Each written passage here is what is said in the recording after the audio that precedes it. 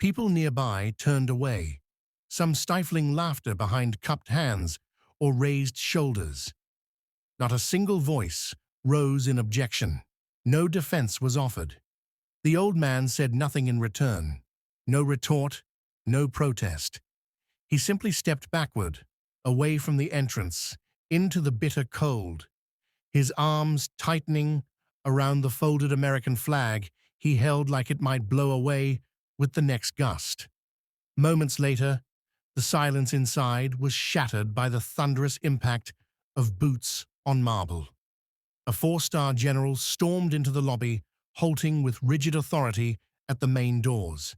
His voice, sharp and furious, cut through the hum of the crowd like a blade. "Where is the man you just disrespected?" he barked. "The one you turned away." If you believe that service is something to be honored, not filtered through suspicion or bureaucracy, leave a comment below.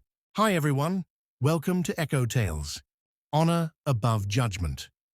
Charles Charlie Hayes had circled this date in red on his kitchen calendar more than a month ago, marking it with care only possible through slow, deliberate motion. December 7th, Pearl Harbor Remembrance Day. A day the National Veterans Museum opened its doors freely to those who had served.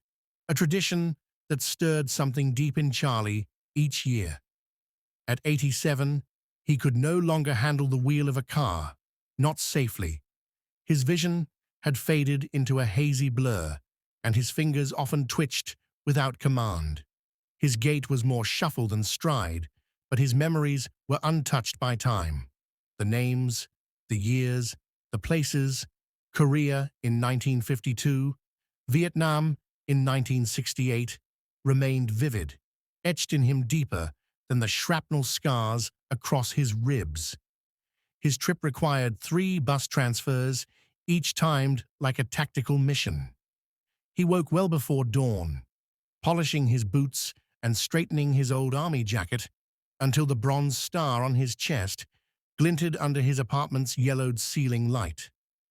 His granddaughter had offered a ride, but he'd waved her off kindly. "You've got your life to live," he'd said. The truth? He needed to make this journey alone. Some things were sacred that way. The cold stung his bones as he arrived at the museum, the grand entrance guarded by rows of marble steps and white stone columns that loomed like sentinels.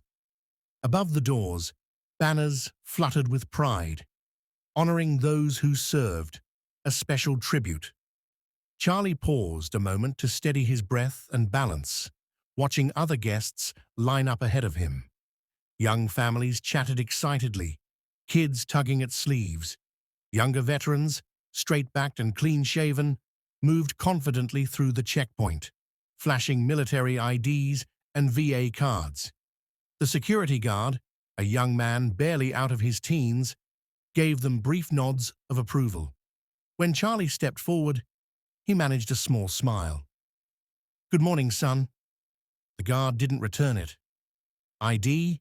he asked, eyes glued to the tablet in his hand. Charlie's voice remained steady. "Korea, Vietnam, 38th Infantry Regiment, then Special Forces Advisor." The young man finally looked up, eyes scanning Charlie's weathered face and trembling hands.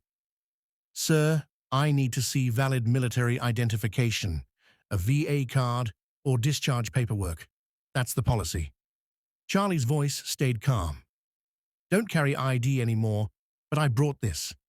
From his coat, he unfolded a photo. Himself, young and strong, in fatigues, standing beside his unit in Korea. The guard glanced at it. "That could be anyone," he muttered. "No ID, no entry." A woman behind Charlie whispered, "Probably just another homeless guy looking for handouts." Others chuckled, dismissing him. "Step aside, sir," the guard said. "Others are waiting." Without a word, Charlie obeyed. No argument, no scene. He turned and walked back down the steps, the wind now slicing through him with deeper cruelty. He held his brother's flag tighter to his chest not just from the cold, but from something far colder. Across the street, a sharply dressed woman stood still as the crowd moved past her. She had watched every moment unfold, eyes narrowing, jaw tight. Her phone was already at her ear. Inside the museum, the program proceeded uninterrupted. The director spoke solemnly about duty and sacrifice. Children sang "God Bless America" as the audience smiled and recorded it on their phones. Screens displayed glowing footage of recent veterans, handsome, young, camera-ready, paired with dramatic war montages.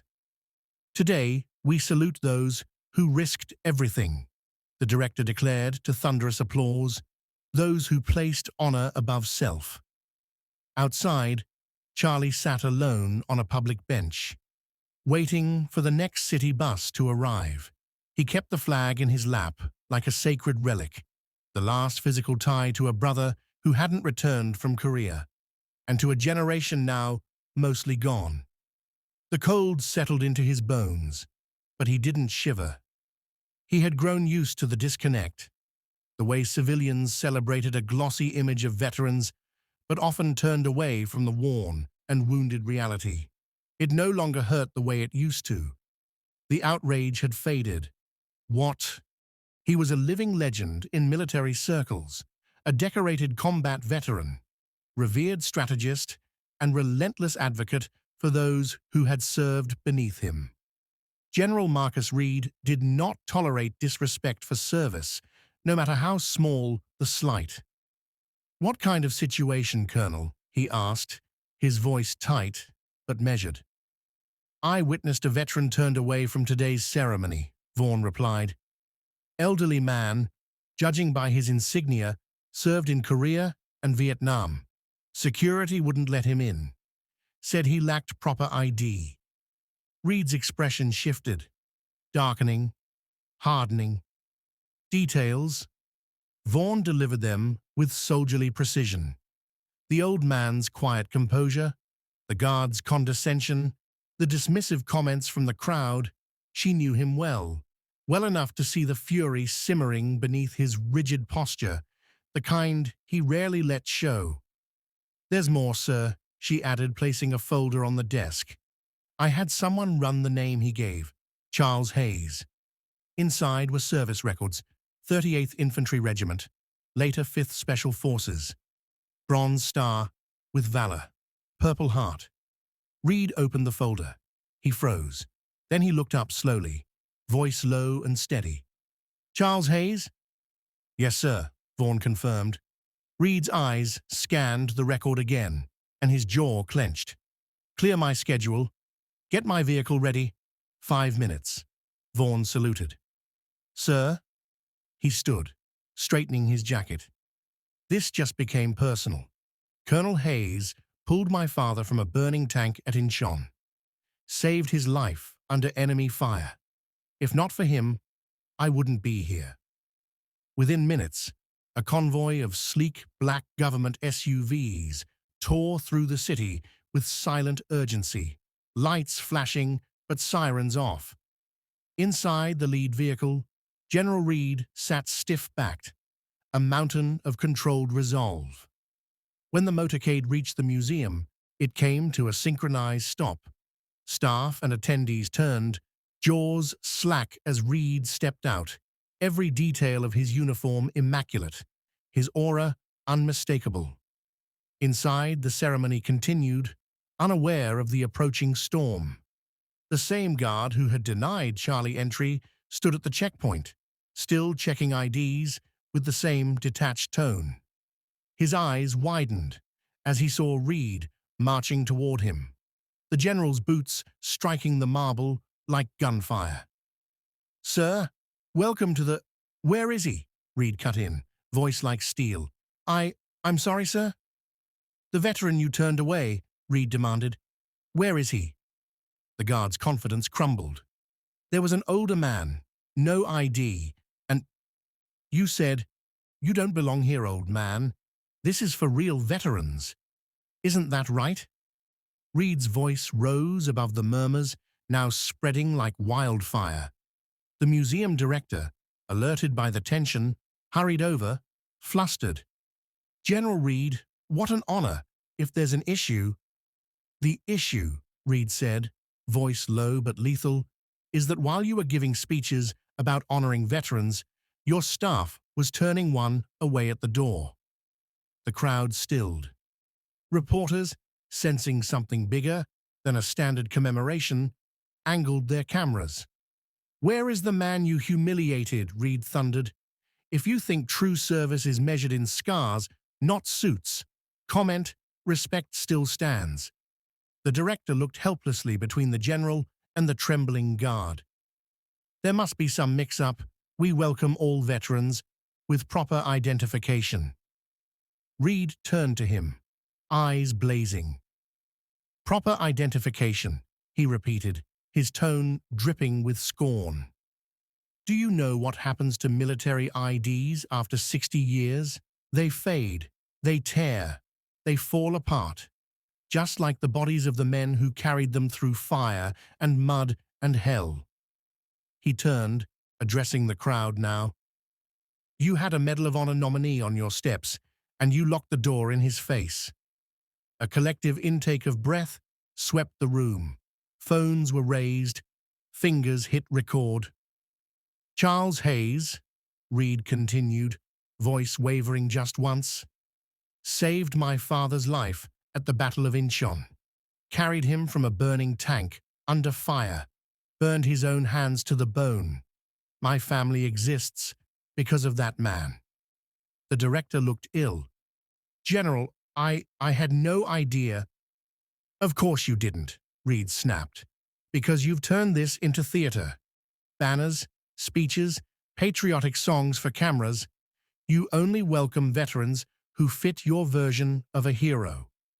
Lieutenant Colonel Vaughan stepped forward and whispered something into his ear. Reed gave a sharp nod. Then he turned to a nearby officer.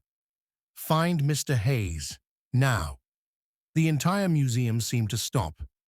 The main ceremony faded into background noise as whispers spread like smoke. Visitors stood frozen, caught between admiration and shame. "Do you know," Reed said, turning back to the director, "why Charles Hayes wasn't wearing his full set of medals? Why only the Bronze Star?" The director shook his head. "Because the others are in his brother's house. His brother, James Hayes, was killed in Korea. Charlie gave the medals to his brother's widow, told her they belonged to the real hero of the family." Reed's voice, thick with grief, still clutching the folded flag, Charlie sat quietly on the cold bench. The bus was late, or perhaps he had missed it during his reverie. At his age, time sometimes slipped away without notice. He glanced up at the sound of approaching footsteps, crisp, deliberate, unmistakably military.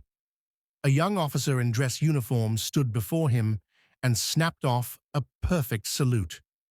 "Mr. Hayes, General Reed requests your presence, sir." Charlie blinked in surprise. "General Reed?"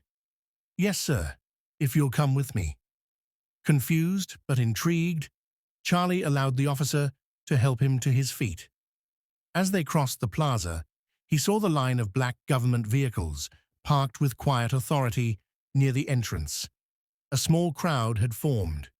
At the top of the marble steps stood a man in full dress uniform, 4 stars gleaming on each shoulder. As Charlie approached, the general stepped forward and returned the salute. Sharp, formal, and deeply respectful. "Master Sergeant Hayes," the general said, using Charlie's highest earned rank. "I'm Marcus Reed.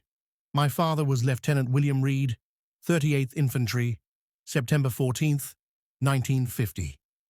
Charlie's eyes widened. Recognition lit up his lined face. "Little Billy Reed's boy?" A smile broke across his weathered features. "Well, I'll be damned. You've done your daddy proud with those stars." "He made sure I knew your name, sir," General Reed said quietly. "Made sure I understood what real courage looks like. Around them, the crowd grew. Museum staff, visitors, reporters, and uniformed officers all watched in solemn silence. One by one, the military personnel in attendance came to attention and saluted. Then civilians followed, some placing hands over their hearts, others bowing their heads. For the first time in decades, Charlie Hayes stood tall, shoulders back, not just an old man in a frayed jacket, but a soldier, a hero, being seen for who he truly was. "We've got some unfinished business inside, Sergeant," General Reed said, offering his arm. "There's a ceremony honoring veterans, and it's missing its guest of honor." Together, they climbed the steps and walked through the same doors that had been shut in Charlie's face only an hour earlier. The security guard stepped aside, shame flooding his expression. The museum director began a stammered apology, but General Reed cut him off with a single look. "Save it. Instead, I suggest you listen carefully to what a real veteran has to say." Charlie, for his part, took it all in, with quiet dignity. As they entered the main hall, filled now with hushed awe, he leaned toward the general and murmured, "You didn't have to do all this, son." General Reed looked at him, voice firm but respectful. "With all due respect, Master Sergeant Hayes, yes, I absolutely did." By the following morning, the story had gone viral.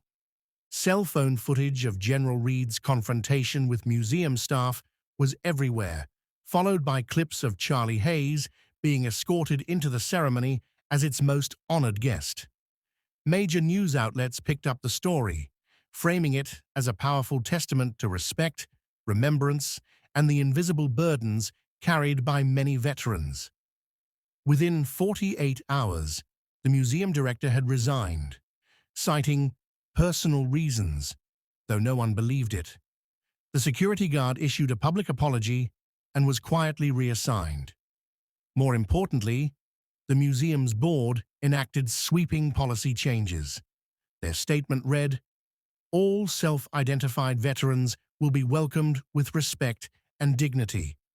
Our staff will undergo specialized training to recognize and honor military service in all its forms, not just through documents, but through understanding and compassion."